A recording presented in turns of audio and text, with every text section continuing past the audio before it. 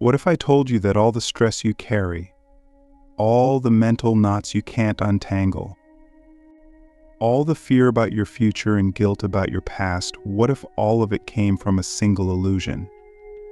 The illusion that you must control everything, that your job is to steer every wave, to fight every current, to plan, force, push, and bend life until it fits your expectations. But what if, instead, your job was to trust? That's the radical, wild, soul-altering idea Alan Watts handed to us not as a religious doctrine, not as a self-help trick, but as a wisdom so ancient and so urgent that it feels like a secret we've all forgotten.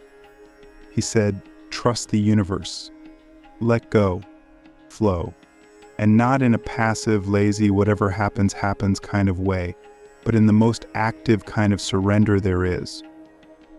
The kind that requires deep awareness, total presence, and a willingness to live without clinging. That's the secret to Zen. And it's not about becoming something, it's about unbecoming. Unbecoming the anxious planner. Unbecoming the overthinking strategist. Unbecoming the ego that thinks it needs to figure everything out before it can rest. You see, we've been taught to believe that control equals safety. That if we just try hard enough, plan well enough, worry long enough, we can prevent chaos. But Alan Watts turned that myth on its head. He said the chaos is not the enemy. It's the dance. And the more you try to control it, the more you suffer. Because the truth is, control is a story. A comforting fiction. You don't control your heartbeat. You don't control your breath. You don't control the weather, the timing of your next insight, or the way love appears in your life. And yet life happens. It flows. It breathes you. It moves through you. So why don't we trust it? Why do we act like we're separate from the very thing that created us? Click subscribe to this channel to get more profound insights. That's the real philosophical crisis here. We've mistaken ourselves for something isolated. We think we're skin-encapsulated egos, Alan said, when really we're processes. We're part of a system so vast, so intelligent, so interconnected that it defies explanation. And yet we try to manage it as if it were a spreadsheet. But the universe isn't a machine. It's a mystery. It's music. And your job isn't to control the song, it's to dance to it with your whole being.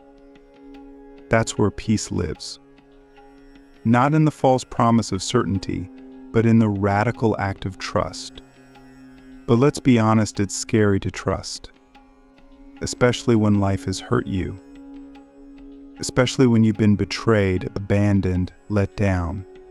We build walls, we build plans. We try to protect ourselves from the unknown. But in doing so, we also block the very flow we're meant to be part of. We become rigid, and anything rigid will eventually break. So the question becomes, can you soften? Can you loosen your grip just enough to let life surprise you? Can you stop trying to dominate the river and start learning how to swim? Because Zen isn't about escaping life. It's about entering life so fully, so deeply, that you realize you were never separate from it to begin with. You are not a person having experiences. You are experience unfolding. And the more you realize this, the more you stop resisting. You stop needing life to behave. You stop needing certainty to feel safe. Instead, you start trusting the unfolding. Not because you know where it's going, but because you no longer need to. That's real freedom. The kind Alan Watts pointed to again and again. He said, the meaning of life is just to be alive. It is so plain and so obvious and so simple. And yet, everybody rushes around in a great panic, as if it were necessary to achieve something beyond themselves. But what if there's nothing to achieve? What if the point of life is not to arrive, but to play? To explore? To express? What if the only thing life is asking of you is to participate fully, not to master it? That shift from control to trust, from striving to being, is the core of everything Watts taught. And it's not easy. Because our minds are wired for fear, for survival, for grasping, and society rewards that. Hustle harder, climb faster, predict better. But what if we're just exhausting ourselves trying to win a game that was never meant to be won? What if the real game is about surrender? So here's the question: what are you still trying to control that is actually controlling you? Is it your image? Your future? Your relationships? Your legacy? And what would it feel like to lay it down, not in defeat, but in wisdom? Because trusting the universe doesn't mean you stop acting. It means you act from alignment, not anxiety. It means you stop forcing and start flowing. It means you listen more, you notice more. You stop trying to make things happen and start letting things emerge. And when they do, you meet them not with fear, but with curiosity. This is what Zen calls beginner's mind, seeing the world not through the lens of your past or your plans, but as it is. Fresh, alive, mysterious. And when you live this way, something strange happens. Life starts working. Not always the way you expected, but in a deeper, more harmonious way. The right people show up, the right ideas arrive, and the right doors open. Not because you forced them, but because you got out of your own way. You stopped playing God with your life and started dancing with it instead. And the dance, it's not choreographed. It's improvised. It's intimate. It's alive. But only if you're present. Only if you're not trapped in your thoughts about how things should be. Because that's the real trap. Not reality, but our resistance to it. That's what causes suffering. Not what is, but our belief that it shouldn't be. Watts said, "The real you is not a puppet which life pushes around. The real, deep down you is the whole universe." So why play small? Why pretend you're separate from the very intelligence that spins galaxies and opens flowers? Why pretend you have to figure it all out alone? What if you stop trying to grip the steering wheel of life and just let it carry you like a current? What if you trusted not blindly but deeply? Not as a belief system, but as a way of being? That's Zen. Not a religion, not a rulebook, but a radical trust in the present moment. A willingness to be here fully without needing it to be different. And in that trust, you find something you could never plan for: peace. Not the peace of everything going your way, but the peace of no longer needing it to. That's the freedom Alan Watts gave us. Not by telling us what to believe, but by showing us what we already know beneath the noise, beneath the fear, beneath the ego. That we are already home, already whole, already flowing, but we forget. And so we suffer. But every moment is an invitation to remember. Every breath is a chance to return. Every experience, even the hard ones, even the painful ones, are part of the unfolding. And when you trust that, really trust it, you stop fighting your life. You start living it. Not just surviving, living, awake, alive, aligned. And that's only the beginning. Because if you truly want to embody Alan Watts' secret to Zen, you have to take it deeper. You have to learn how to practice trust in your everyday life, how to bring it into your work, your relationships, your decisions, your thoughts. how to let go without losing yourself, how to move through uncertainty without fear, and how to finally stop resisting the mystery and start dancing with it. That's what we'll explore next. And to surrender is not to give up. It's to give in to the rhythm that's already moving through everything. That's the part most people misunderstand. We hear let go and think of apathy, of inaction, of abandoning responsibility. But Alan Watts didn't mean that. He meant something far more courageous, far more alive.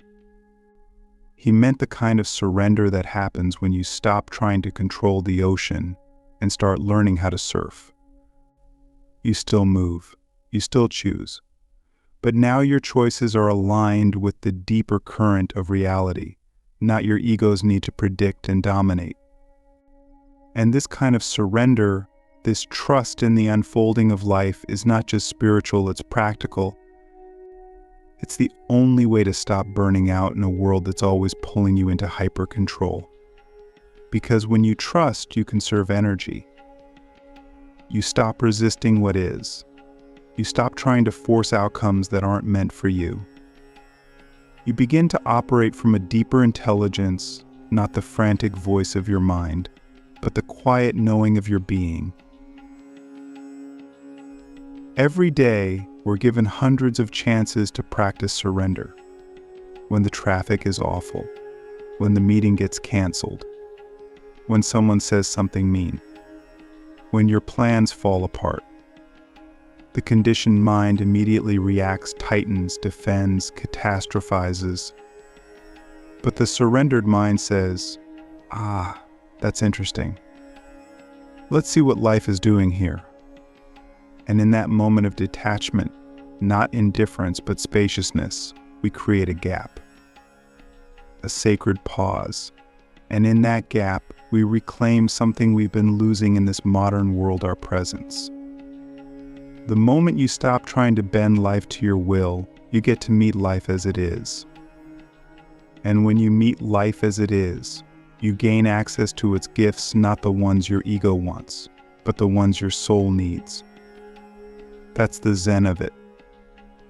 The simplicity, the elegance, the soft rebellion against the narrative that you are in charge of everything, that you must always push, plan, and prove. Watts said, trying to define yourself is like trying to bite your own teeth.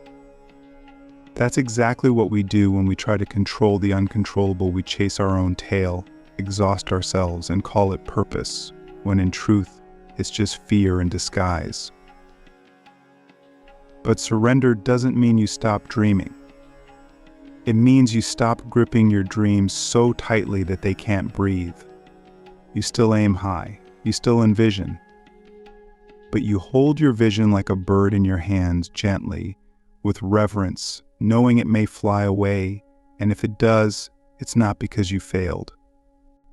It's because it wasn't yours to cage. This is where power meets humility. You do your part, you show up, you act, you align, but you leave space for life to surprise you. And often it will. In the surrendered state, synchronicity becomes your new normal. Doors you couldn't force open begin to swing wide. People you didn't expect show up with the insights you've been needing. You stop following a rigid blueprint and start following breadcrumbs, small signs, subtle intuitions, a sense of flow that's impossible to describe but unmistakable when felt.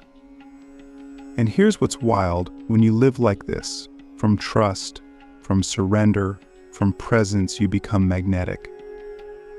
Not because you're chasing energy, but because you are energy.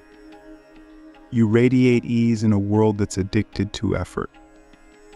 You become a reminder to others that there's another way to live, a freer way, a wiser way, a way that doesn't require sacrificing your soul on the altar of productivity. So how do you begin? How do you actually live this, not just talk about it? You start small. The next time you want to force something, pause. Ask, is this flowing or am I pushing? The next time you feel anxiety rise, ask, what am I afraid will happen if I let go? And then ask the deeper question, what if I trusted that whatever happens is exactly what's meant to unfold for my growth? That's not spiritual bypassing, it's spiritual depth. It's leaning into life with your eyes wide open, knowing you'll get hurt sometimes, knowing it won't always go your way, but trusting that the essence of life is never against you, because it is you. Alan Watts said, "You are something that the whole universe is doing, in the same way that a wave is something that the whole ocean is doing." So what if you lived like that was true? What if you stopped pretending you were separate, stopped pretending you were alone, stopped pretending you had to carry it all? What if you surrendered not because you're weak, but because you finally realized you're held, that the universe doesn't need your fear to function? It needs your trust. It needs your dance. It needs your yes. And when you give it fully, freely, sincerely, you begin to experience the deepest truth Alan Watts ever shared, that life was never meant to be controlled. It was meant to be lived. And when you finally stop resisting it, it becomes more beautiful than you ever imagined.